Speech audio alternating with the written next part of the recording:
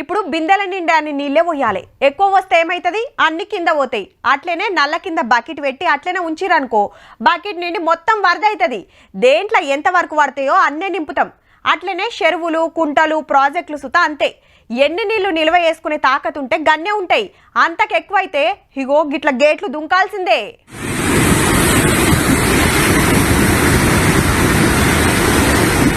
తెలంగాణలో ప్రాజెక్టులన్నీ నిండుకుండలైనాయి. అటు గోదారమ్మ రువ్వడి, ఇటు కిష్ణమ్మ దుంకులాట.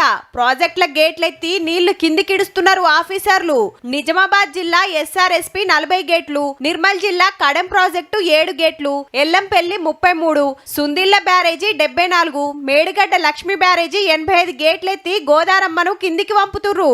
అటు కరీంనగర్ లోయర్ మానేరు, మిడ్ మానేరు డ్యాములు సుత నిండినాయి. గేట్లెత్తుతే ఎన్ని ఊర్లకు తిప్పలుంటది, ఎన్ని గేట్లు ఎత్తాలని ఎప్పటికప్పుడు ఆఫీసర్లు చూసుకుంటా ఊళ్ళ పబ్లిక్ ను జాగ్రత్తగా ఉండాలని చెప్తున్నారు.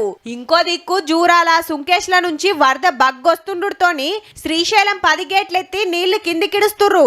ఆ నీళ్లన్నీ నాగార్జున సాగర్ల కొచ్చుడుతోని ఆడసుత 26 గేట్లు, నల్గొండ జిల్లా మూసీ ప్రాజెక్టు కాడ 7 గేట్లు తెరిచిండ్రు.